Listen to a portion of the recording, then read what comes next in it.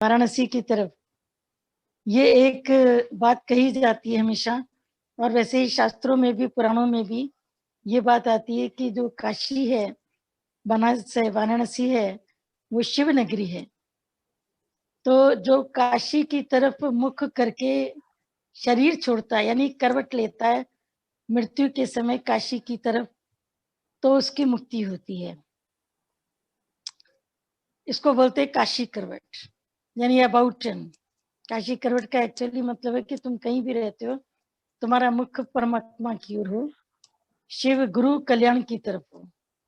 गुरु माने शिव, और शिव माने कल्याण कारक।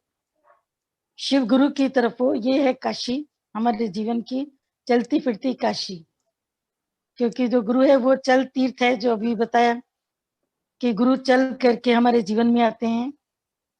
दारावगन कैसे अपनी स्थिरता से ज्ञान देते रहते हैं हर वक्त में, तो कितना सबके भीतर में खुशी सबको मिल रही है, अंदर से सब तृप्त होते जा रहे हैं, बागो बाहर भीतर से होते जा रहे हैं। तो जैसे अंदर ही अंदर से तुम अपने को ऊपर उठाते जाते हो ज्ञान से, तो काशी करवट का मतलब ये कि अपने को अबाउट टर्न कर देना। जो तुम कल थे वो तुम आज नहीं हो। और काशी करवट को स्वामी रामतीर्थ ने तलवार की धार बताया है। जो कल चला था कि तलवार के ऊपर कोई लेटा हो, आरी के ऊपर, और फिर उसको बोले कि तुम करवट ले लो। Very difficult, very difficult. तो सत्संग का रास्ता भी तलवार के धार की तरह है, लेकिन सत्संग के रास्ते में तलवार पर चलकर अंत मृत्यु है, घाव है। पर सत्संग के रास्ते पर चलना मुश्किल है, भारी है, माया को पूरा पार करना पड़ता है।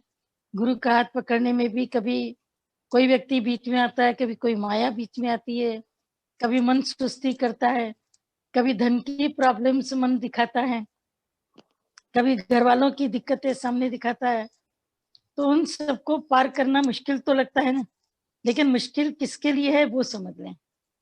मुश्किल उसके लिए जो खुद मेहनत करते हैं अकेले, उनके लिए मुश्किल है। जो गुरु को अपने साथ में रखते हैं उनके लिए कुछ भी मुश्किल नहीं है। तो काशी करवट इजी हो जाती है, उसमें पलट जाता है। अभी आज भी जितना आप पलटे हैं, जितना आप हटे हैं माया से, तो इतनी मेहनत आपने अपने आप के साथ की है, पर आपने एक बड़ी मेहनत करी कि गुरु को अपना हाथ दे दिया। तो गुरु को हाथ देने से जीवन बहुत सरल हो जाती है। एक बेटा और बाप दोनों किसी राह से गुजर रहे थे, बीच में जंगल भी पड़ा, कांटे भी पड़े, बाप आगे चलता चला गया, बेटा भी पीछे पीछे चलता गया, पूरा उसका अनुसरण कर रहा था, पूरी फॉलोशिप में था। एक जगह पर एक ऊंचा पत्थर आ गया, तो पिता के पांव तो लंबे थे, पत्थर के ऊपर पांव रखा, उस तरफ चला गया। पत्थर के इर्द गिर्द निकलने की कोई जगह न थी, यानी अगर उस तरफ जाना है तो पत्थर को पार करके ही जाना है। और पिता के पांव लंबे हैं, वो पत्थर पर चढ़ गया और कूद के उधर पहुंच गया। बेटा नन्हा है, छोटा है, वो पांव चढ़ाने की कोशिश कर रहा है पत्थर पर, फिर फिसल जाता है, फिर कोशिश कर रहा है, फिर फिसल जाता है। न जाने कितनी बार कोशिश की, 1 घंटे के अंदर परिश्रम करते करते करते करते वो बिल्कुल थक कर चूर हो गया, पसीने पसीने हो गया। और अंदर में बाप के लिए सोचने लगा, मेरा बाप कितना रफ है, कितना रिजिड है, कितना रूड है। ये नहीं कि मेरे को हाथ पकड़ करके ले जाए, देख भी रहा है कि मैं कितना तकलीफ में हूँ, मैं कितनी मुश्किल में हूँ, पर इसके बावजूद भी पिता मुझे नहीं पकड़ रहा, मुझे अपना हाथ नहीं दे रहा। तो ये तो एक बड़ी खराब बात है। आखिर में जब उससे कुछ नहीं हुआ तो बड़ी जोर से चिल्लाया, पिताजी मुझे निकालो। पिताजी थे, वो तो वेट कर रहे थे। 1 घंटा एक बड़ा टाइम काटना किसी के लिए मीनिंगफुल है, वो गया भी नहीं, बिना बेटे के कहाँ जाएगा। वो पत्थर के ऊपर चढ़ा, झुका, बेटे को हाथ दिया, बेटे ने हाथ पकड़ा और 1 मिनट में उसको ऊपर उठा करके गोद में उस पार पहुंचा दिया। बोला, पिताजी आपको अंदर में मेरे लिए कुछ नहीं उठ रहा था कि मैं इतनी मेहनत कर रहा हूँ, इतनी तकलीफ में हूँ, आपको महसूस नहीं हुआ? बोला तुमने मेहनत तो की, और जब तुमने मेहनत की तो मैं तेरे पास आ गया। बोला मेहनत करने पर कहाँ है, मेरे पुकारने पर आए ना। बोला पुकारना ही मेहनत है, पुकारना ही मेहनत है कि अब मैं माया में घिर चुका हूँ, मेरे को ऊपर उठाओ। अपनी मेहनत करते रहोगे अकेले अकेले तो गुरु भी छोड़ देता है, करो अपनी मेहनत, कहाँ तक कर पाओगे। माया बहुत विकट है, बताना पड़ता है तुम्हें, डराना नहीं और न तुमको डरना है। कभी कभी जब कभी भारी सत्संग चलता है तो लोग अंदर से भयभीत हो जाते हैं, बोलते हैं हमको इतनी गहराई मत दिखाइए। जैसे कुएं की गहराई कई लोग नहीं देख पाते हैं, ऊंचाई सब सब व्यक्ति देख लेते हैं चलते फिरते, लेकिन अगर कुएं के अंदर उनको देखने के लिए कहा जाए या 35वीं मंजिल के ऊपर चढ़ करके उनको कहा जाए कि तुम नीचे झांको, तो नीचाई गहराई देखने में मनुष्य का मन डरता है, लगता है कहीं अभी गुरुत्वाकर्षण की शक्ति ग्रेविटी लॉज के अनुसार कहीं हम भी नीचे कहीं घिसटते न चले जाएं। तो प्रभु को पुकारना, गुरु को पुकारना, जो दादाजी ने पॉइंट एक बोली है कि आई एम एफर्टलेस। फिर एक जगह पर दादा भगवान की पॉइंट आती है कि बी स्टिल हो जाना, यही सच्चा पुरुषार्थ है, यही सच्चा एफर्ट है। दोनों पॉइंट एक दूसरे को काट भी रही हैं पर मिल भी रही हैं। एफर्टलेस, मैं कोई पुरुषार्थ नहीं करता, कोई पुरुषार्थ मत करो, लेकिन कौन सा पुरुषार्थ बोला कि अपने को स्थिर करना, अपने को गुरु के आगे शरणागत कर देना, यही एक बड़े में बड़ा और अंतिम पुरुषार्थ है। तो ये पुरुषार्थ जब तुम करते हो कि मुझे अपनी शरण में ले लो, तो तुमने देखा है कि कैसे गुरु नाना रूप धारण करके, जरूरी नहीं कि वो अपने फिजिकल रूप में ही आएगा, कभी कभी फिजिकल गुरु नहीं मिलता या शरीर में नहीं होता, तो गुरु हमें कितनी प्रकार से मदद करता है, हिम्मत देता है, ऊपर की ओर उठाता है, ये गुरु का काम है। तो ये काशी करवट और अपने को सरेंडर करना।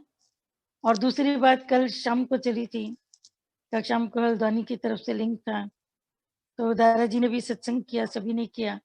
उसी में एक पॉइंट चली कि जहाँ पर वाणी का विलास है वहाँ आनंद का विकास नहीं हो सकता। ये हमने बहुत पहले पहले पॉइंट की पढ़ी थी, तो हमें लगा था कि ये बात बड़ी अजीब सी है, क्योंकि ज्यादातर तो लोग वाणी के विलास की तरफ भागते हैं और दूसरा भीड़ की ओर भागते हैं। जिस संत के पास ज्यादा भीड़ जाती है ये संत ऊंचा है। अरे संत तो छोड़ दो, आजकल लोग इतने मूर्ख हैं, वो ये देखते हैं कि व्हाट्सएप पर ना इसके एंड्रॉइड पर इतने सारे सब्सक्राइबर्स हैं, इसको लाइव इतने लोग सुनते हैं, सो व्हाट। तुम्हारी जब कोई पिक्चर चलती है तो लाइव न जाने कितने लोग देखते हैं एक साथ, एक ही कंट्री के अंदर, तो क्या वो बहुत महान हो गए? शाम के टाइम पर, रात के टाइम पर जब शराब का दौर चलता है पार्टियों में, तो जहाँ जहाँ पार्टी हो रही है, जिस जिस सिटी में हो रही है, जिस घर में हो रही है, न जाने कितने लोग एक साथ शराब पी रहे हैं उस टाइम पर 8 से 11 के दौरान, तो सो व्हाट। पर कई लोग भीड़ से बहुत आकर्षित होते हैं, इतने आकर्षित होते हैं, उनको लगता है कि जिस जगह भीड़ जाती है ना, तो वहां पर जो है वो सत्संग मिलता है, वहां पर जाना चाहिए। भी ऐसा गुरु भी ऐसा करना चाहिए जो नेम्ड और फेम्ड हो, जिसका नेम एंड फेम हो।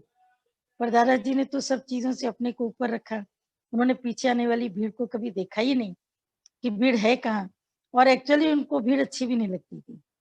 अभी भी जैसे अवतरण दिवस था तो दादाजी कल ही बता रहे थे कि हमको किसी ने कहा कि 50,000 लोग लाइव देख रहे हैं, 60,000 लोग लाइव देख रहे हैं, तो दादाजी ने क्वेश्चन किया, बोला लाइव सत्संग सुन रहे हैं ना, बना कौन, बना कौन? तो ऐसे ही जब उसके ऊपर पढ़ते हैं तो कभी भी ऐसे गुरुओं की तरफ मन नहीं जाता कि जो बहुत ज्यादा भीड़ रखते हो, ऐसी तरफ तुम्हारा मन कभी नहीं जाएगा। तो कई बार वाणी का आकर्षण, कई गुरुओं का, मीठी वाणी, मधुर वाणी, इस तरीके से वो बात करते हैं कि अच्छा लगता है, कर्ण प्रिय लगता है। और वो गुरु हमको कभी हमारी गलती नहीं दिखाते हैं, वो ऑलवेज हमारे लिए हितकर वचन इसलिए करते हैं ताकि उनके पास में धन की आवृत्ति या दुनिया के लोगों की आवृत्ति आना जाना बना रहे। पर सतगुरु ये चीजें नहीं देखता है। जैसे एक पॉइंट गीता भगवान के पत्र की है पत्रों की बात हम लोग ज्यादा क्वाइन करते पढ़ते हैं, क्योंकि हम लोग पढ़े ही पत्र हैं। तो जो खाया वही निकलेगा, वही निकलेगा। पत्र में गीता भगवान के एक पॉइंट था कि जैसा जैसा भी तुम देखते हो संसार में कि कुत्ते के आगे तुम रोटी लेके जाओ तो कुत्ता रोटी देखेगा, तुमको नहीं देखेगा, रोटी ले लेगा। वो नहीं देखेगा कि खिलाने वाला कौन है, रोटी खिलाई, वो निकल रही है। लेकिन शेर के सामने तुम रोटी लेके जाओ, वो रोटी नहीं देखेगा, तुमको देखेगा कि तुम्हारा मांस भक्षण वो कब करेगा। तो शेर गुरु तुम्हें देखता है, तुम्हारा अहंकार देखता है, तुम्हारा जीवन देखता है कि तुम पूरे कब बनोगे, अधूरे अधूरे बनकर कब तक जीवन में चलोगे, आधे अधूरे होकर के। गीता भगवान हमेशा हम लोगों को पत्र में लिखते थे कि हमें जो ज्ञान में ऊपर पहुंच गए उनकी भी कोई चिंता नहीं, जो रास्ते पर चले ही नहीं उनके लिए भी कोई चिंता नहीं, क्योंकि उनको पता ही नहीं कि ज्ञान क्या है। पर जो चल करके आधे में रुके हुए हैं या धीमे धीमे चल रहे हैं या चलना शुरू कर चुके हैं लेकिन मंजिल उनकी दूर है, उनके लिए मेरे को बहुत चिंता है। गुरु को भी चिंता होती है, वो जड़ नहीं, वो जड़ नहीं, उसको भी चिंता रहती है, उसको भी ख्याल रहता है कि ये बच्चे अभी तक क्यों पूरे नहीं उठ रहे हैं, जैसे गुरु की जीवन वैसी इनकी क्यों नहीं बन रही, ये डेडिकेटेड क्यों नहीं हो पा रहे हैं। ये डिवोटेड है पर डेडिकेटेड नहीं। डिवोटेड का मतलब है कि इनमें भक्ति है, और डेडिकेटेड का मतलब है समर्पण नहीं। भक्ति तो बहुत दुनिया में लोग करते हैं, कौन सी बड़ी बात है, जो जहां पर बैठे हैं उनके अंदर भक्ति चलती रहती है, भाव रहता है। डेडिकेशन का मतलब होता है कि भाव तो है ही, लेकिन तन मन धन लगाकर वो अपने शरीर की, अपनी जीवन की कुर्बान देते हैं, अपने को कुर्बान करते हैं। तो devotion and dedicated both are required here, दोनों की जरूरत है। किसी और का भी एक प्रश्न आया अच्छा सा, हम चाहेंगे राधा सामने आ जाए और खुद अपना प्रश्न पूछ लें। राधा जी अहमदाबाद, और बच्चे उस पर चौपड़ खेल रहे थे, तो उस वक्त तो वो नहीं चिल्लाया था, लेकिन जब उसका थोड़ा अपमान हुआ था तो वो बहुत चिल्लाया था। ये भी बात चली थी कि कैसे व्यक्ति अपने प्राणों को 10वें द्वार तक ले जाता है। बराबर ये भी क्रियाएं हैं, ऐसा नहीं है कि नहीं है। और जो तुमने बात बताई संत की कि उसने जाकर के गृहस्थी के शरीर में प्रवेश किया और गृहस्थ का सुख लिया और जाकर के बताया कि गृहस्थ का सुख क्या है। मतलब उसने भी अपने शरीर में प्राणिक क्रिया के द्वारा एक शरीर को छोड़ा और दूसरे के शरीर में प्रवेश किया। ये हो गया प्राणों का आयाम, प्राणायाम। उसकी भी ऊपर की ओर की स्थिति है। प्राणों को ट्रांसफर करना, पहले तो प्राणों को रोकना ही बड़ा मुश्किल है, फिर प्राणों को ट्रांसफर करना और मुश्किल है। पर ये क्रियाएं उन्होंने करी।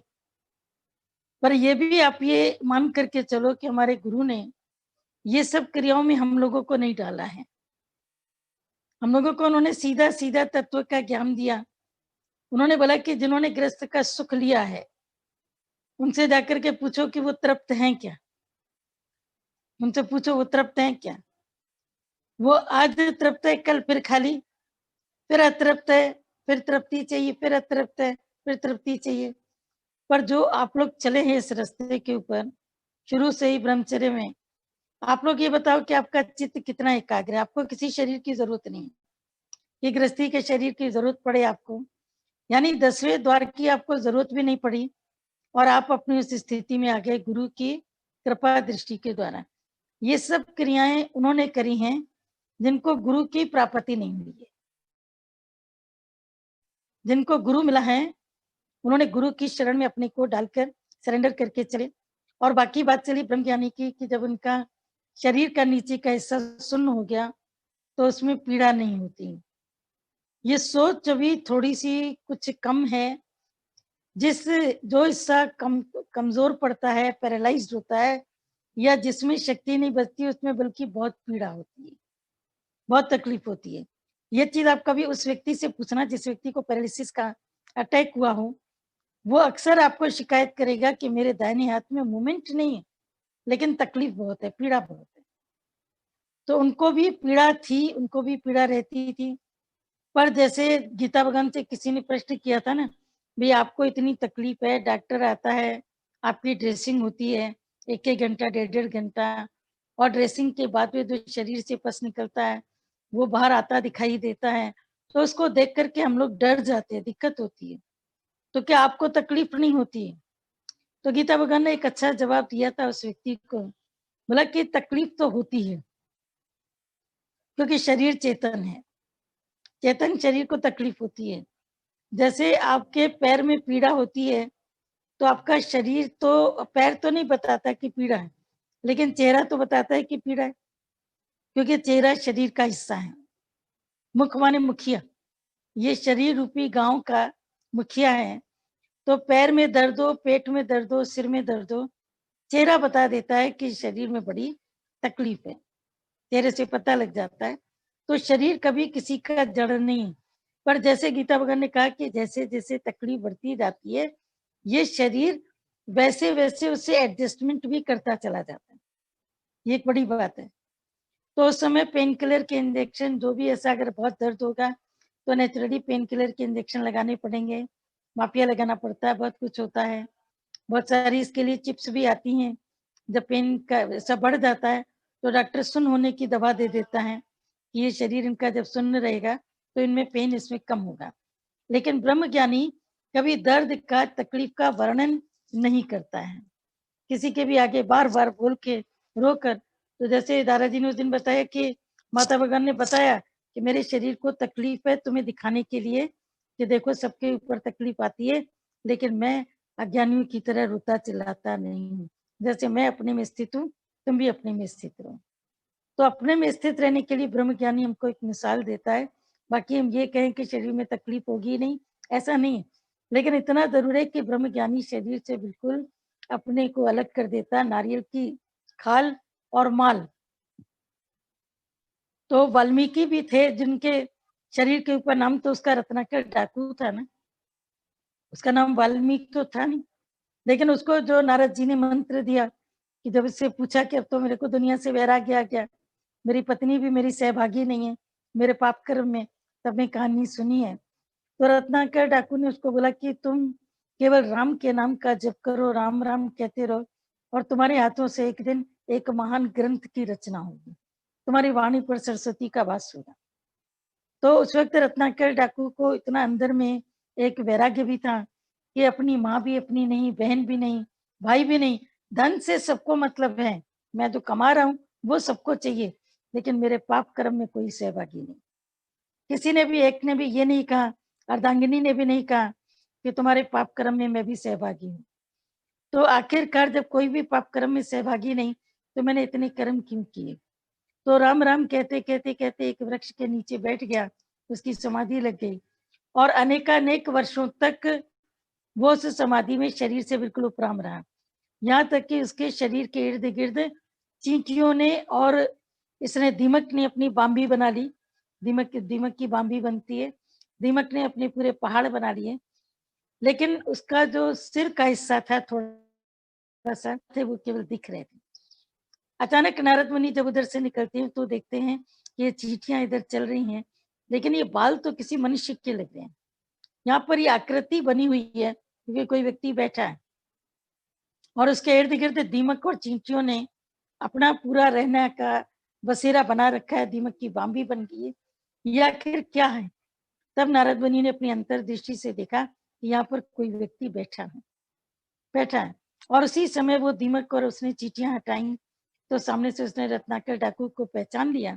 और जब रत्नाकर डाकू को देखा, अरे तू तो वाल्मीकि हो गया। वाल्मीकि बोलते हैं चींटी को, कई जगह दीमक को भी वाल्मीकि कहते हैं, चींटी को भी वाल्मीकि कहते हैं। वाल्मीकि, अरे तू तो वाल्मीकि हो गया, तू तो चींटियों का रूप बन गया, तुझे एहसास नहीं हुआ? आप जैसे कह रहे हैं, यहाँ लोग भी जैसे इस बात को फील कर रहे हैं आपकी बात को, कि अगर एक चींटी चढ़ जाए, अभी चढ़ी चींटी तो ठीक है, अगर काटने वाली हुई और उसने काटा तो पूरा शरीर आपका अस्त व्यस्त हो जाएगा। आप उठ करके कहीं ना कहीं दौड़ने भागने लगोगे कि चींटी निकले, शरीर के अंदर चींटी है। तो वो कौन सी अवस्था में पहुंच जाते थे? ये प्राणिक प्रक्रियाएं हैं जिनमें कई साधु संतों ने रिसर्च करी, उसके ऊपर पहुंचे। पर दादाजी ने जो हम लोगों को ज्ञान दिया, हम लोगों ने दादा भगवान का भी सुना है कि शरीर में इतनी तकलीफ थी लेकिन उनको फील नहीं होती थी। अब आपका ये प्रश्न है कि ये कैसे हो सकता है? अगर शरीर है तो फीलिंग होगी, और प्राणिक क्रियाएं हमें आती नहीं। तो जब प्राणिक क्रियाएं हमें आती नहीं है और शरीर है तो फीलिंग होगी, तो बीच का रास्ता ये है कि जब फीलिंग होती है उसका इलाज कराओ, हाय हाय नहीं करो, हमेशा ही शुक्राना करो कि शुक्राना है शरीर का जिसने इतनी मदद की है, जो इस रास्ते पर लेके चल रहा है, आज भी लेके चल रहा है, आगे भी लेके चल रहे हैं। तो शरीर से अपने को अलग करना पड़ता है, और जितना अपने को शरीर से अभी अलग करेंगे उतना बीमारी के टाइम पर वो प्रैक्टिस काम आएगी। अगर अभी अलग नहीं करेंगे, अभी शरीर से चिपके हुए हैं, मान सम्मान लग रहा है, दुख सुख लग रहा है, भूख प्यास लगेगी, भोजन तो देना पड़ेगा। अब सर्दी में कोई बोले हम गर्म कपड़े नहीं पहनेंगे, भगवान कृष्ण ने तो कभी नहीं पहने गर्म कपड़े। उस समय सर्दी गर्मी होती नहीं थी, मॉडरेट मौसम होता था। तो सर्दी गर्मी, अगर सर्दी आ गई है तो सर्दी के कपड़े निकालने पड़ेंगे। अगर गर्मी है तो जरूर सिंथेटिक कपड़े आप नहीं पहनोगे, कॉटन कपड़े और पुराने कपड़े घिसे ही ढूंढ ढूंढ करके पहनोगे कंफर्टेबल वाले। बहुत गर्मी, खासकर जब ह्यूमिडिटी होती है, बारिश का मौसम, तो उसमें आप उनकी तलाश करते हो। तो शरीर के अनुसार चलना पड़ता है, लेकिन शरीर के अध्यास से, देह अध्यास से ऊपर उठना भी बहुत जरूरी है। हर वक्त ये कहते रहना कि हे भगवान, हे भगवान, हे भगवान, शरीर से अपने को अलग करते जाए, करते जाए, करते जाए, करते जाए। फिर स्वामी राम तीर्थ ने बोला कि जब तुम सो रहे हो तो महसूस करो तुम्हारा शरीर नीचे है और तुम शरीर से केवल 4 इंच ऊपर हो। तो शरीर नीचे और तुम 4 इंच ऊपर, यानी एक शरीर एक नीचे लेटा है और दूसरा अपने को ऊपर 4 इंच ऊपर अनुभव कर रहा है। फिर शरीर में जो भी कुछ होता है, स्वामी राम तीर्थ ने भी ओम की समाधि में ही शरीर को छोड़ा। उनको भी गंगा जी की लहर बाहर ले गई, या वो स्वयं गंगा जी की ओर चले गए, या आज दिन तक किसी को पता नहीं लग पाया। लेकिन उनका शरीर का एक अस्थि पिंजर जो गंगा जी से निकला था, उसमें भी कोई बहुत टाइम नहीं हुआ, अभी थोड़े ही साल पहले ही एक ऐसा अस्थि पिंजर निकला था जो समाधि में बैठा हुआ था, पद्म आसन में। शरीर का जो अस्थि पिंजर था वो ऐसा ही निकला। तो लोगों ने ज्ञान दिया उसमें कि स्वामी राम तीर्थ का ही हो सकता है और किसी का नहीं। यानी उन्होंने भी अपने को शरीर से इतना अलग किया। तो शरीर से अलग करने में दिक्कत तो बहुत आती है, मेहनत बहुत होती है, लेकिन गुरु के प्रेम में जैसे गोपियों का देह अध्यास भूल गया था, वो पाँव की पैजनियां एक पहनती थी, कभी कुछ करती थी, कभी कुछ करती थी, कैसे कैसे उनके काम होते थे। तो एक है प्रेम में खोना, एक है ज्ञान में खोना, एक है वैराग्य में खोना। तीनों में स्थिति एक बराबर होती है, पर तीनों में प्रयास अलग अलग होता है। वैराग्य में हमको बहुत मेहनत करनी पड़ती है, दुनिया से हटो, इससे हटो, उससे हटो, प्राणायाम करो, ये क्रिया करो। ज्ञान में भी मेहनत बहुत करनी पड़ती है, ये किताबें पढ़ो, ये शास्त्र पढ़ो, और शास्त्र पढ़ो, फिर और पढ़ो, फिर और पढ़ो। तो शास्त्र पढ़ते पढ़ते बुद्धि उलझ जाती है।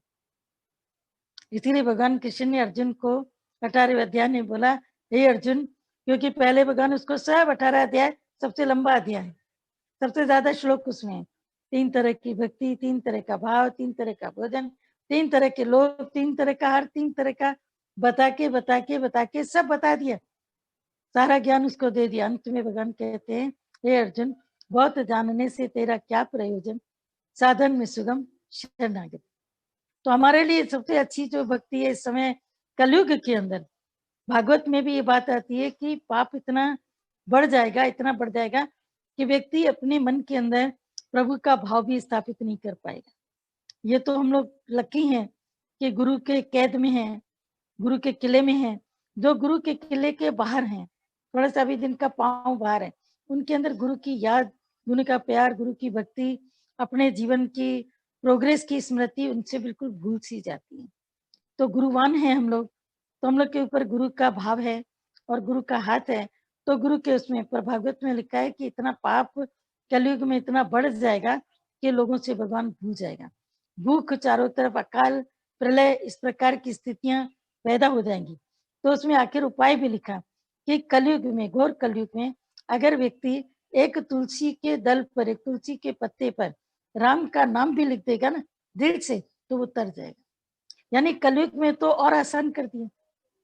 सतयुग में जाओ तो किसी को भक्ति की जरूरत नहीं थी, क्योंकि सतयुग में कहते हैं कि सब अवतार थे, सारे ही अवतार थे, जितने भी थे सब ईश्वरीय रूप थे, उनमें कोई भी आपसी राग द्वेष नहीं था। त्रेता में दैत्य दुश्मन दोनों दिखाई दिए, फिर द्वापर में आते आते दैत्य दुश्मन मनुष्य, ये तीनों के बीच राग द्वेष दिखाई दिया। और आज तो तुम देखते हो कि देवता तो पता नहीं कहाँ चले गए, दैत्य मनुष्य, जो दैत्यों की जितनी भावनाएं हैं, मनुष्यों के अंदर वही दिखाई दे रही है। ये महाकलयुग, महाकलयुग के अंदर में तुलसी के दल पर राम लिखा है, यानी ये भी तब होगा जब व्यक्ति अंतर से इतना परमात्मा को प्यार करेगा। तो साधन में सुगम कर दिया ना, हम लोगों के लिए और सुगम है, जिनको गुरु मिल गया उनके लिए और सुगम है। तो जब गुरु को हम मिले, गुरु के साथ में हम बैठे, तो गुरु के मिलने से जो ज्ञान है वो टोटल एकदम से अंदर आ जाता है। और गुरु मिला तब जानिए जब मिटे मन मोह ताप, हर्ष शोक व्यापे नहीं तब गुरु आपे आप। अपने गुरु अपने आप ही बन करके कभी नहीं बैठना है, सदैव गुरु के आगे नतमस्तक करें। हर्ष शोक व्यापे नहीं, फिर उसके बाद में उसको संताप लगे मन का कोई भी, तो जैसे गुरु मिला तब जानिए मिटे मोह मन संताप। ये दो चीजें जिसकी मिट जाती हैं, एक मोह, दूसरा मन का संताप, यानी मन में दुख सुख हलचल प्रॉब्लम्स आवाजाही लगी है। जब मोह, क्योंकि मोह का मिटना एक इतना आसान नहीं है। जिन्होंने गुरु की इतनी भक्ति करी है, जो लोग गुरु के साथ में जाके रहते हैं, हम तो अंदर से सोचते हैं कितने महान है, उन्होंने घर परिवार दुनिया दीन सब छोड़ के टोटल पीछे नहीं देखा, न माँ न बाप न भाई न बाप, कुछ भी नहीं देखा, और गुरु के साथ में रहकर अपने पीछे के जीवन को पलट करके नहीं देखा। कई उदाहरण अपने सत्संग में भी देखते हैं, आपको ही देखते हैं, चाहे पिंकी है, प्रमला है, वीणा है, बहुत सारे ऐसे लोग हैं जिन्होंने गुरु के लिए सब कुछ छोड़ दिया, सारी दुनिया, तो उनकी दुनिया गुरु बन गई। वो उनकी पुरानी दुनिया के अंदर में मोह ममता आकर्षण, ऐसा नहीं कि उनके जीवन के अंदर में बातें नहीं आती हैं या उनको सुनाई नहीं देंगी या उनको कुछ तकलीफ नहीं होगी, लेकिन वो अज्ञानियों की तरह उसमें हाय हाय नहीं करेगा। और अगर कर रहा है तो इसका मतलब है कि बाहर तो गुरु का संग किया, लेकिन भीतर से कोयले की तरह काले का काला ही रहा। और कितनी ये अजीब बात है कि हम गंगा में बैठे और गंगा में बैठ करके भी पाप न उतरे, तो गंगा जल किस चीज का, इतना गंगा स्नान क्यों किया? तो गुरु जिसके जीवन में आए उसका पुराना जन्म का चिट्ठा एकदम शांत हो जाता है, खत्म हो जाता है। मोह उसके सामने आता है, ममता भी आती है, क्रोध भी आता है, लेकिन उस पर वो विजय प्राप्त करता रहता है। तो वो जो प्राणिक योग वाली क्रियाएं हैं वो अलग है, जिसको आज के युग में कलयुग में कर पाना काफी मुश्किल है, बहुत मुश्किल है, क्योंकि आज की परिस्थितियां अलग है, वातावरण अलग है, शरीर अलग पले हैं। जो शरीर गुरुकुल में पले होते थे वो शरीर बड़े सौष्ठव होते थे, उनमें एक ताकत होती थी। लेकिन अब शरीर कहाँ पले, घरों के अंदर छोटे बच्चे पैदा ही एसी में हो रहे हैं।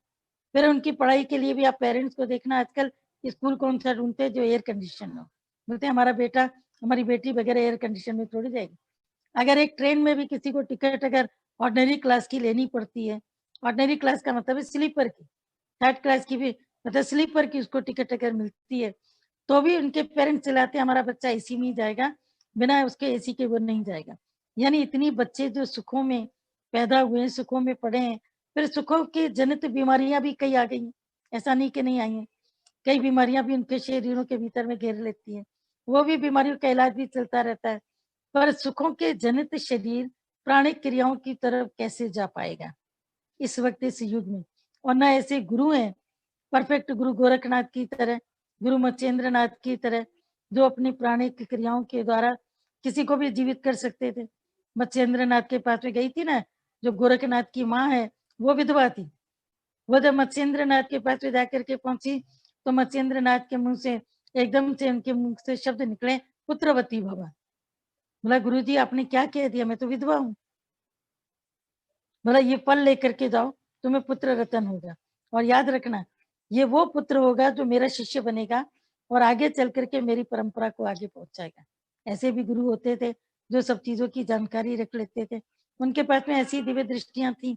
आज के युग में आज के अनुसार है, भगवान कृष्ण ने कहीं कोई दिव्य दृष्टि का उपयोग नहीं बताया, कहीं अर्जुन को नहीं बताया कि हे अर्जुन मैं दिव्य दृष्टि से देख रहा हूँ कि अब तेरे ऊपर ये युद्ध आने वाला है, एकांतवास आने वाला है, अज्ञातवास आने वाला है, तू ये क्रीड़ा मत खेलना, तू ये मत करना। वो जानी जाननहार होने के बाद भी अवतारी पुरुष माया को लपेटे रहते हैं और ऐसे ही व्यवहार करते हैं जैसे दुनिया के लोग करते हैं, वो जानने के बाद भी।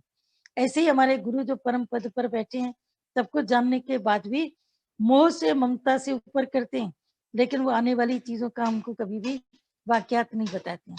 पर मत्स्येंद्र नाथ को ये पता था, तो उस वक्त वो स्त्री एकदम घर गई, फल तो उसने खा लिया क्योंकि उसको भूख लगी थी, अब फल खाने के बाद उसको लगा ही नहीं कि बेटा ऐसे कैसे हो जाएगा, ऐसा भी होता है कि फल खाने से बेटा हो जाए, लेकिन वास्तव में इसके शरीर के अंदर हलचल हुई तो उसने महसूस किया कि कुछ गड़बड़ हो गया, कुछ गड़बड़ हो गया। बल्कि एक्चुअली ये बताएं कि उसने फल खाया नहीं, फैक्ट तो ये कि उसने फल खाया नहीं। उसने क्या किया कि उस फल को जाकर के, घर में गायें पली थी तो गायों का गोबर रखा था, उसके अंदर जाकर के उसको दबा दिया, फल को दबा दिया।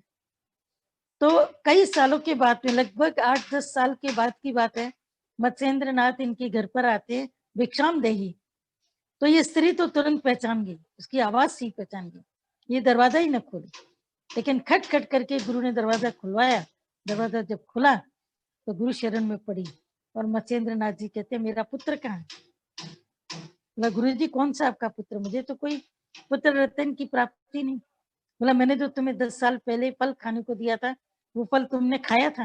बोला नहीं मैंने नहीं खाया था। बोला तो वो फल तुमने कहाँ किया, किसको दिया, सच सच बताओ तुमने क्या क्या किया, उस फल का क्या किया? तो वो जो गाय जहाँ पर पली हुई थी, तबेला जो था वहां पर ले जा करके उसने दिखा दिया कि मैंने फल को यहाँ पर फेंक दिया था, गाय के गोबर के बीच में मैंने उसको फेंक दिया था। और गोबर तो काफी ऊंचा उसमें जमा हो चुका था, गाय काफी थी, गोबर पड़ते पड़ते काफी ऊंचाई तक पहुंचा था। तब मत्स्येंद्र नाथ ने अपने शिष्यों को बोला, बोला गोबर को हटाओ, और गोबर को हटा करके उसमें से जो निकला तो उसका बेटा जीवित था, बेटा जीवित था। अब ये सब कहानियों पर विश्वास करने का तो मन नहीं करेगा, मन नहीं करेगा, इसीलिए उसका नाम ही रख दिया गया गोरक्षनाथ, गोरक्ष। गोरखनाथ नहीं था, उसका नाम था गोरक्ष, यानी गौओं ने इसकी रक्षा करी, गाय के गोबर ने इसकी रक्षा करी, उसका नाम ही पड़ गया गोरक्षनाथ। फिर वो गुरु की शरण में रहा है और गुरु के ज्ञान को, तंत्र साधना को, मंत्र साधना को कितना फैलाया, पर तंत्र साधना से उनको शक्ति और शांति कहाँ मिली? क्योंकि राजा भृतहरि जब गुरु गोरखनाथ के पास में जाते, तंत्र करते, मंत्र करते, उनके मन से पिंगला तो गई नहीं, रानी पिंगला तो उनको याद है। नदी तट से जिस वक्त उसको बोला कि जाकर के पानी भर के लेके आओ, गुरु गोरखनाथ ने पानी भरने के लिए जाते हैं जिस वक्त में भृतहरि जो भी सन्यासी बन चुके हैं, तो नदी तट से पानी भर रहे हैं, पानी भर रहे हैं, लेकिन उनको ख्याल नहीं है कि घड़ा उनका भर गया और पीछे से गुरु गोरखनाथ जी आ रहे हैं, गुरु नानक जी। तो जब गुरु नानक जी आ रहे तो उन्होंने सामने देखा ये व्यक्ति कैसा है, सन्यासी के लिबास में है, घड़ा भर चुका है, इसको जरूर किसी गुरु ने भेजा होगा, उसको प्यास लगी होगी, और ये बिल्कुल अपने ख्यालों में इतना गुमसुम है। उसको आधे घंटे तक देखते रहे, 1 घंटा हो गया, 2 घंटा हो गया, आखिर गुरु नानक साहब ने क्या किया कि एक पत्थर फेंक करके उसके घड़े में छेद कर दिया, मतलब शायद इसको जागरूकता हो। लेकिन अब तो वो और आराम से बैठ गया कि घड़ा भर ही नहीं रहा है, घड़ा भरे तो मैं जाऊं। तो एकदम से गुरु नानक साहब ने उसको आवाज दी, बोला कौन से ख्यालों में खोया है? पीछे पलट करके देखा तो गुरु नानक साहब थे। वो उसने गुरु नानक साहब के बारे में सुना था, लेकिन दीदार उसने पहली बार। गुरु नानक साहब की आंखों से इतना तेज था कि उस वो तेज जैसे जैसे भृतहरि के भीतर जाता गया, भृतहरि अपने को एक अलग सा महसूस करने लगी। उसने बोला कि मेरे को मन की ये शांति जो आपके दर्शन मात्र से मिली, वो मुझे इतनी तंत्र मंत्र साधना से क्यों नहीं मिली? बोला तंत्र मंत्र केवल मन के लेवल तक है, मन की शुद्धि करते हैं, प्राणों की करते हैं, लेकिन प्राण और मन से अलग हट करके जो आत्मिक ऊर्जा है, जो एटॉमिक बम है, जो आत्मिक एनर्जी है, जिसको दादाजी ने बोला कि आत्मिक बम सिंगापुर बम से भी ज्यादा तुम्हारा ताकतवर है, एटम बम से भी ज्यादा ताकतवर है, वो जो एटॉमिक एनर्जी है, आत्मिक ऊर्जा है, वो इन सबसे अलग है, उसकी उसको पहचान की, उसके साथ में ज्ञान की वार्ता की कि सब जगह चालनहार, तुम जिस रानी पिंगला के मोह में अभी तक भी बैठे हो, वो रानी अपने जीवन को अच्छे से जी रही, अच्छे से जी रही, तुम क्यों उसकी ममता में? बोला मैं उसको छोड़ के आया, छोड़ने में भी तुमने जल्दी की और छोड़ करके भी तुम उसको छोड़ नहीं पाए। बोला ये तुम्हारा त्याग सच्चा नहीं है, ये सच्चा त्याग नहीं, सच्चा त्याग ये कि वो तेरी थी ही नहीं, अगर तेरी थी, तेरी होती तो तुम्हें ढूंढ करके अभी तक लेकर के जाती, लेकिन ऐसा नहीं हुआ, वो तेरी थी नहीं और न तेरी कभी बनेगी। कभी पिछले जन्म में कहाँ थी, इस जन्म में कहाँ है, अगले जन्म में कौन साथी होगा, किसी को पता है? गुरु नानक साहब का ज्ञान सुनते सुनते सुनते सुनते उसके मन को इतना ठहराव लगा कि वापस, अब चूंकि गुरु किया हुआ था गोरखनाथ, तो उसको वहां पर जाना तो था ही, और वो गया भी, वो वहां पहुंचा भी, लेकिन गुरु गोरखनाथ के पास में पहुंचने के बाद भी उसके मन के अंदर गुरु नानक साहब की स्मृति बनी रही और वो अपनी जीवन मुक्ति को हासिल हुआ और उसने जीते जी अपनी मुक्ति को प्राप्त किया। तो उसको क्या चीज बताई गुरु नानक साहब ने कि तंत्र मंत्र साधना तन और मन और बुद्धि प्राण के लेवल तक है, लेकिन आत्मा उससे भी आगे अगम्य अगोचर अदृश्य है, वहां तक चलो।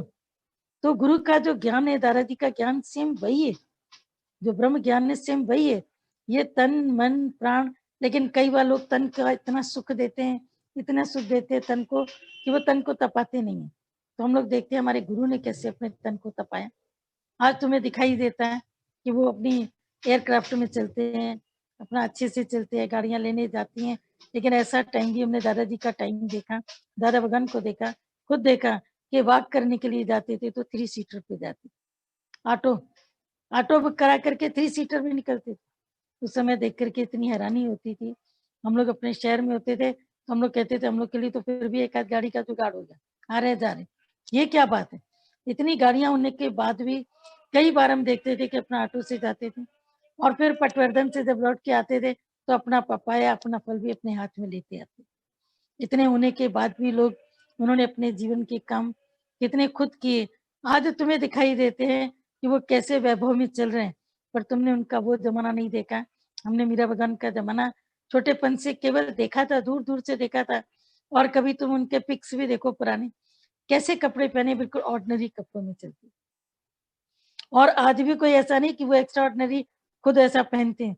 भक्त का मन करता है कि आज मेरा जन्मदिन है, आप आज का दिन ये सूट पहन लीजिए, फिर हम ये पहन लेंगे, आज आप ये कर लीजिए, हम ये चीज लेकर के आए, गहने लेके आए, दुबई से हम बैंगल लेके आए, इसको आप आज पहन लीजिए, फिर आप हमें दे दीजिएगा, 2 दिन पहन के हमें दे दीजिएगा।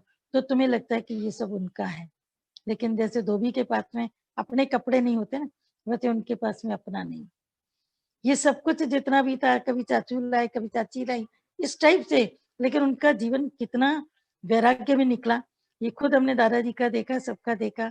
वैराग्य में भी वो बहुत अच्छे से रहती, क्योंकि चाल चलन बिल्कुल स्टैंडर्ड था, अमिल घराना स्टैंडर्ड, और फिर भोजन भी स्टैंडर्ड। लेकिन इन 2 चीजों के अलावा कोई ऐशो आराम की जिंदगी उन्होंने नहीं जी।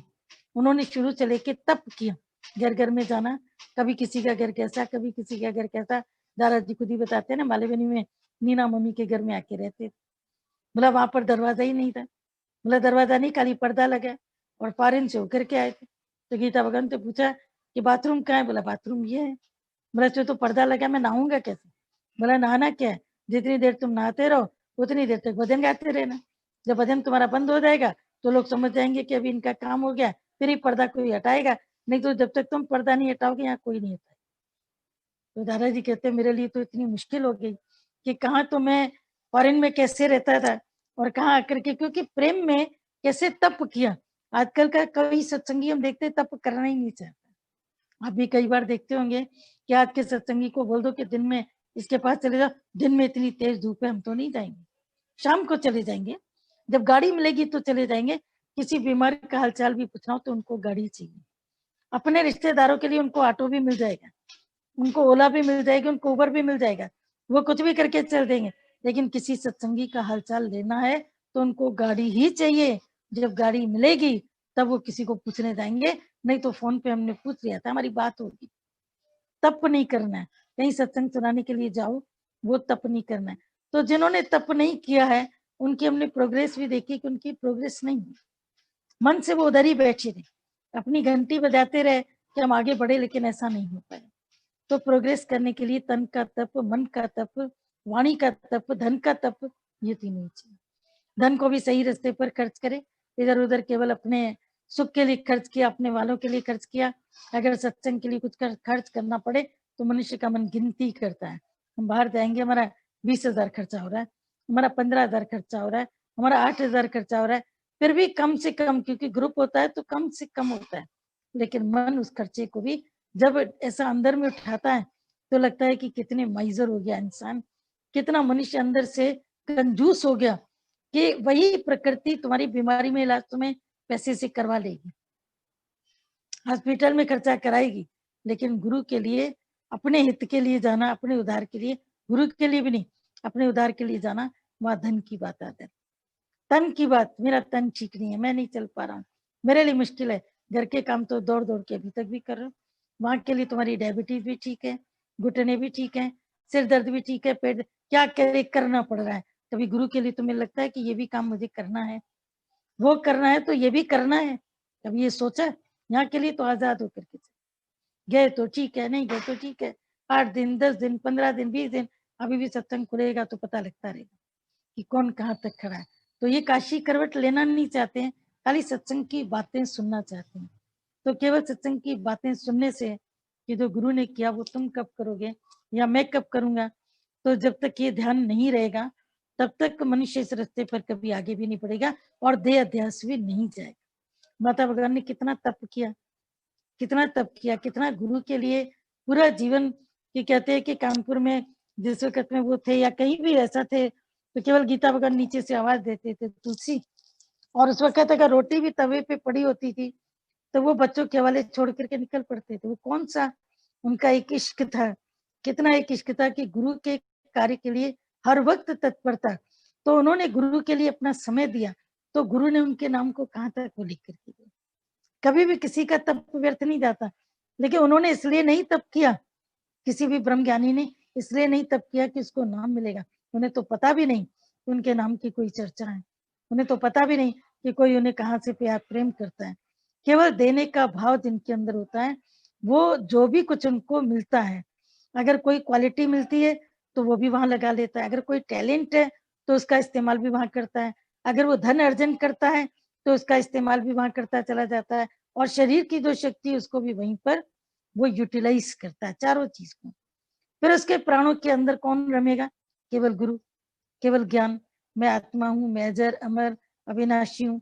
केवल यही चीज उसके भीतर में घूमती रहेगी, आती रहेगी, जाती रहेगी, बाकी ये सब चीजें उसके अंदर से बाकी निकल जाएंगी। तो जब इतना उन्होंने त्याग और वैराग्य लिया माता भगवान ने अपने घर से, तो कैसे उनकी जीवन चली। माता भगवान का जिस दिन दिन था, तात्तरी का सबने सुना ही होगा, वो तो यूट्यूब पर सत्संग आ रहा था।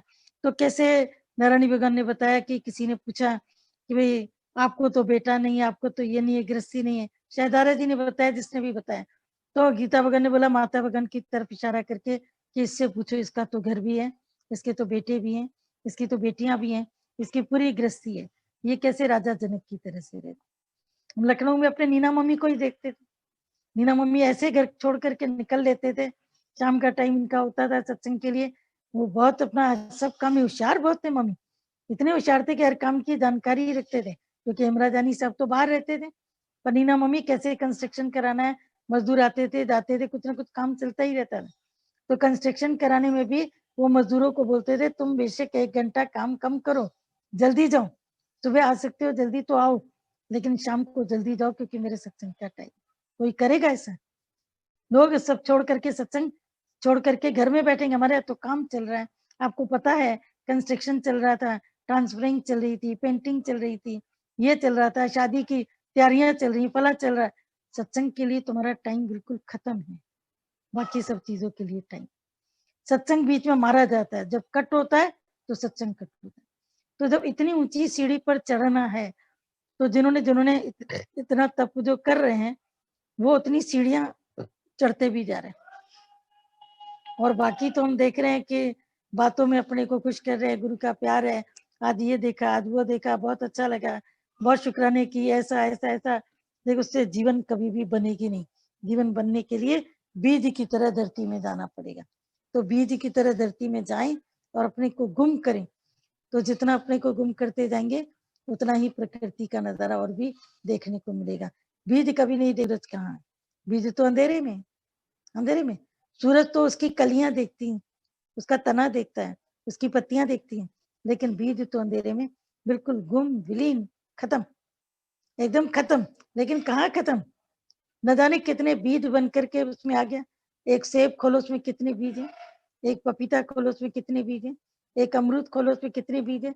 वो खत्म कहाँ हुआ, वो फना हुआ, लेकिन फना होकर के फिर वो न जाने कितने रूपों में प्रकट हो गया।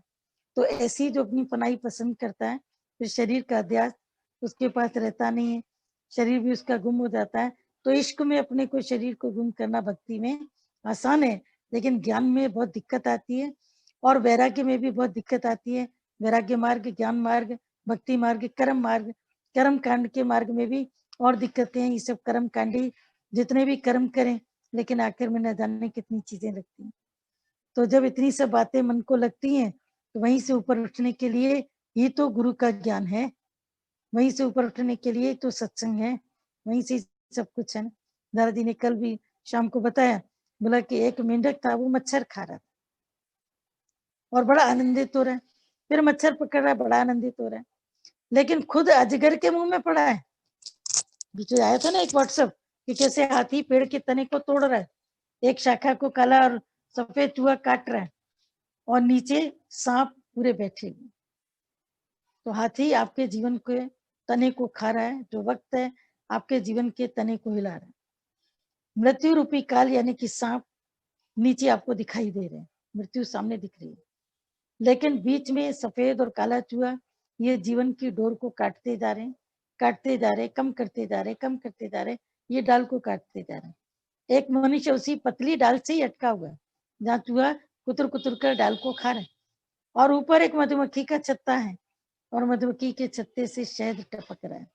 उस व्यक्ति को इतनी भूख लगी है और इतनी प्यास लगी है, वो कोशिश कर रहा है कि किसी तरह छत्ते की एक बूंद मेरे मुंह में चली जाए। वो कभी इधर शक्ल कर रहा है, कभी इधर कर रहा है, कभी पीछे कभी आगे, लेकिन सावधानी से वो डंठल भी पकड़े। कब वो चूहे दोनों उसको कुतर देंगे और वो नीचे गिरेगा, और जहां गिरेगा जिस कुएं में, वहां पर सांप के अलावा कुछ भी नहीं। सांप उसके जीवन का आधार है, काल उसके सामने खड़ा है, लेकिन काल खड़ा होने के बाद भी उसको दिन और रात के जो उसका जो उसको काट रहे, जीवन को काट रहे, लेकिन एकमात्र सुख कुछ मिल जाए, दुनिया से कुछ मिल जाए, बस बाकी ये ठीक हो जाए, बस बाकी इसकी शादी हो जाए, बस बाकी मैं इतना कमा लूं, बस बाकी मेरा एक मकान बन जाए, बाकी मुझे ऐसा हो जाए। न जाने कितनी चीजें बाकी बाकी करते करते करते जीवन अंतिम मकाम पर पहुंच गया, पर कभी गुरु का नाम नहीं लिया। 3 बार भोजन, 1 बार भजन, उसमें भी आती हैं दिक्कतें हैं। 3 बार भजन करता है, 1 बार भजन, 1 बार का सत्संग सुनने के लिए भी कितनी दिक्कतें आती हैं, कितनी तकलीफें आती हैं मनुष्य के पास में। तो 1 बार का जो भजन है, उसमें यदि पूरी तरीके से मन लग जाए, पूरी तरीके से मन रम जाए, तो भोजन 3 टाइम का मिले या कम मिले तो भी चलेगा। तो जो काशी करवट लेता है, जो तपाता है अपने जीवन को, अपने समय को पूरी तरह से देता है गुरु के नाम पर, गुरु के कार्य पर, तो उसका शरीर जड़ तो नहीं होता, लेकिन शरीर से अलग हो जाता है और शरीर की तकलीफ उसमें उसको भूल जाती है। साधारण घर में किसी की शादी होती है और मान लो किसी को बहुत बड़ा रोग है, कैंसर जैसा भी रोग है, तो शादी के टाइम पर भी वो दवाई लेके कुछ भी करके अपने को ठीक रखता है। बेटी की शादी है, बेटी की शादी है, अपने को ठीक रखना है, ठीक रखना है। कई लोग कहेंगे पापा आराम करो, पापा आप आराम, नहीं मैं ठीक हूँ, मैं ठीक हूँ। फिर बेशक शादी के बाद वो पड़ जाएगा बीमार, लेकिन इसी से बेटी की शादी के लिए विल पावर स्ट्रांग करके वो अपने को ठीक रखता है। दुनियावी कार्य के लिए क्या मनुष्य परमात्मा के कार्य के लिए विल पावर से अपने शरीर की बीमारियों को पीछे नहीं कर सकता है? कर सकता है, उसमें इतनी ताकत है, लेकिन वो शरीर से इतना तो चिपक चुका है। एक्चुअली सुख बुद्धि है, सुख बुद्धि, और सुख बुद्धि दैत्यों की बुद्धि है, ये दैवीय नहीं है, ये दैवीय गुण नहीं है। दैवी संपदा के जो गुण होते हैं उसमें वो सुख को पजिस नहीं करता है, सुख को ग्रहण करता है, पर सुख में बसता नहीं, सुख के अंदर चला नहीं जाता है। अगर दुख भी मिलता है तो वो दूसरे को उद्धार करने के लिए दुख भी सहन करता है। दादा भगवान के लिए सुनना कितना आसान है कि वो कोलाबा जाते थे, कोलीबाड़ा से कोलाबा जाते थे, पूरा पूरा दिन वहां पे जाकर के सत्संग करते थे, और दोपहर के टाइम पर बीच में कहीं भी लैया चने खाए, कहीं पर कुछ भी खाया, सिंग चना उसको बोलते, खा के, या कहीं पर मुरमुरे खा करके भी फिर वापस वो शाम के सत्संग के लिए आ जाते। जो उन्होंने तप किया कि पॉलिथीन का बैग लेके, पॉलिथीन के बैग में अपना एक जोड़ी कपड़ा डालते थे, बारिश के टाइम लोकल ट्रेन में सफर करना लटक लटक के, और गाड़ियों में भी 3rd टियर में 3 टियर में, उस समय 1st क्लास 2nd क्लास होते थे, 3rd क्लास होता था, तो वो 3rd क्लास में भी सफर करते थे कि हमारे बाकी प्रेमी नहीं तो 1st क्लास में आके मेरे को मिलने आएंगे, फिर वो स्टेशन पर उतरेंगे, फिर वो पहुंचे कि नहीं पहुंचे, फिर मेरा मन चलेगा। इसी से बेहतर है कि मैं ही इनके बीच में 3 क्लास में बैठ जाता हूँ, 3rd क्लास में बैठ जाता हूँ।